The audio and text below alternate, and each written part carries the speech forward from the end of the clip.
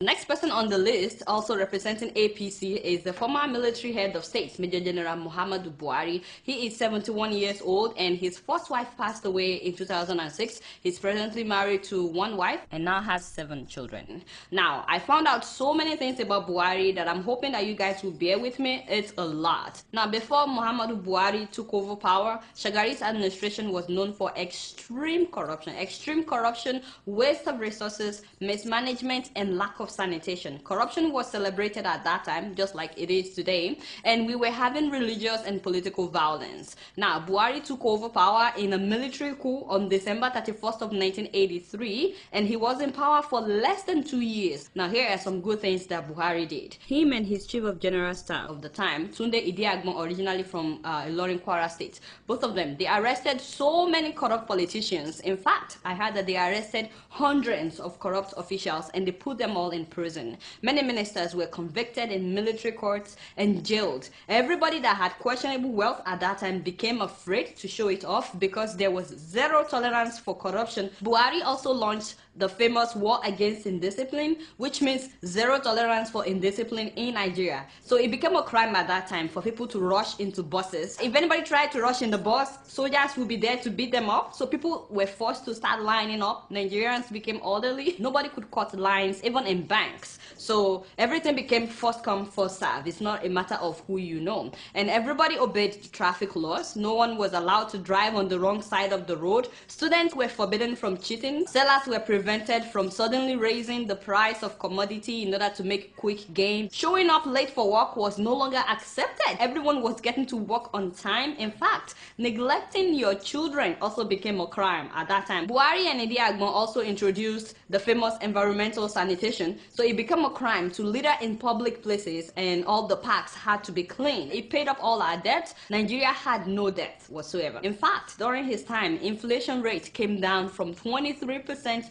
to 5%. The Nigerian naira was so strong at that time. Also, drug trafficking was minimal during Buhari's time because Buhari was actually executing drug dealers. Now, before becoming the head of state, from 1976 to 78, he was the petroleum minister under President Obasanjo. Buhari was also the head of the NNPC when it was first created. At that time, Buhari built 3 oil refineries, one in Port Harcourt, one in Warri, and one in Kaduna. Nigeria was refining our own oil. We were not exporting our oil to refine, and we were exporting fuel. Buhari also masterminded the construction of 20 oil depots throughout Nigeria, laying over 3,200 kilometers of pipelines. Also, during Abacha's time, Buhari was appointed as the chairman of the Petroleum Trust Development Fund, controlling billions of dollars excess fund, and to his credit, the PTF was managed with transparency. For the years that it existed, PTF published its annual report on time and they always addressed press conferences to respond to issues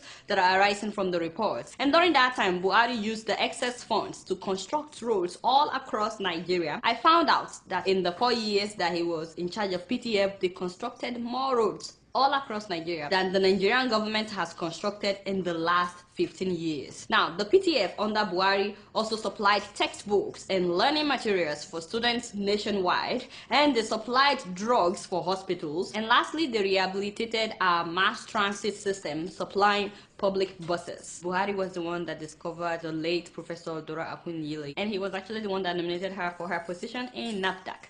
Also, Buhari was the first head of state or president to put women in cabinet. Buhari is the only Nigerian former head of state or former president with no foreign bank account that we know of, and also the only one with no assets abroad. Well, Goodluck Jonathan said he doesn't have foreign bank accounts, but no one has really investigated that. Buhari also has one house in Kaduna and one in his hometown. He doesn't have any house in Abuja or any land. He has no oil rigs and currently lives on pension. As a matter of fact, he wasn't getting paid when he worked as the head of the Petroleum Development Trust Fund because he was already getting his pension at that time, so he refused, which is why why he couldn't even afford the 27 million naira presidential nomination fund. He had to take a loan from the bank. Now, Buhari has never been convicted of any crime, despite the fact that various tribunals had been set up by Obasanjo and by Babangida to investigate Buhari, yet he's never been convicted of embezzling 1 naira.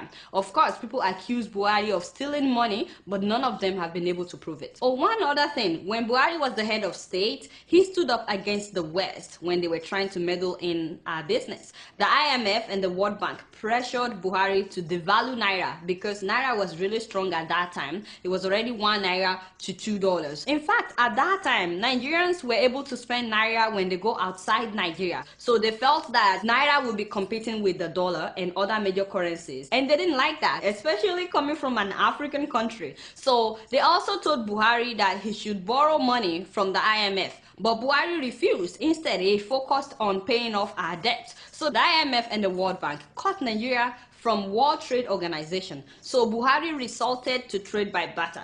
We were giving oil in exchange for goods from Brazil, from Austria, Canada, France, Germany, anybody that would trade with us. So Western interests actually were the ones that sponsored Babangida to overthrow Buhari and devalue naira. Naira went down like suddenly. Of course, Babangida cooperated because Buhari was about to retire him, from what I found out, because Babangida had allegedly been involved in some drug-related issues. Now, let's talk about some not-so-good things about Buhari. When Buhari was jailing corrupt officials, he also jailed some people that were actually innocent. They were later released, but many people were thrown in prison before they were proven whether guilty or not guilty. Also, because Buhari sentenced some drug dealers to death, a lot of people found that as extreme. In fact, some people say that Buhari is crazy and radical. Also, there was a time that Buhari hired an Israeli to kidnap Umaru Diko. That's one of the most corrupt officials during Shehu Shagari's time. And he escaped to the UK when Buhari took over power. Buhari had him kidnapped in the UK. He hired an Israeli.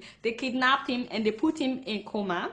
And then they hid him in a suitcase. They were bringing him back to Nigeria to serve jail time in a suitcase, and then they got busted at the airport. So yeah, Buhari can be crazy. Also, Buhari jailed some journalists under what they call Decree 4. He announced at that time that any journalist that writes articles that they could not back up with evidence will be jailed, and he jailed some journalists for about 4 months. His argument was that he was trying to prevent libel. And of course, you know, jailing journalists is always a human rights violation. Also, when he awarded contracts to build roads when he was the head of PTF, he awarded those contracts allegedly mainly to his friends. Another issue is that many people were saying that most of the roads were constructed in northern Nigeria. Also, when he was the head of state, he stopped the Lagos railway construction at that time, and his argument is that Nigeria was borrowing money to do this construction and that he needed to stop all the borrowing and think about how to pay the debt first. Also, people say that Buhari is stubborn. I say, heck yeah, he is. I mean, this man has contested for presidency 3 consecutive times already, and this is his 4th time? Yeah, he must be really stubborn.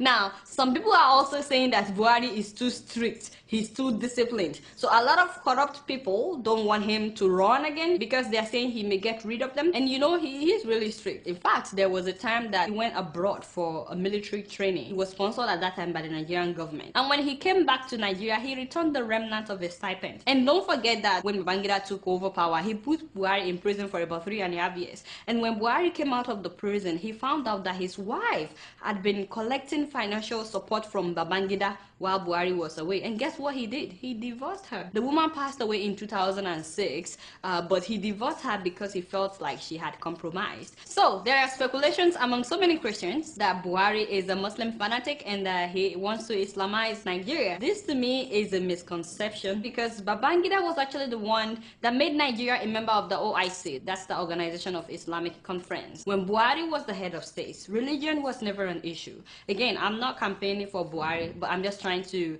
address that issue of Islamizing Nigeria. There was no religious violence during Buhari's time, not even once. Him and his vice president at that time, Idi Agbon, they were both Muslims, yet they did not Islamize Nigeria. He actually had a Christian running mate in 2011, that was Pastor Tunde Bakari, and I know that his personal driver of 10 years is a Christian, as well as his cook.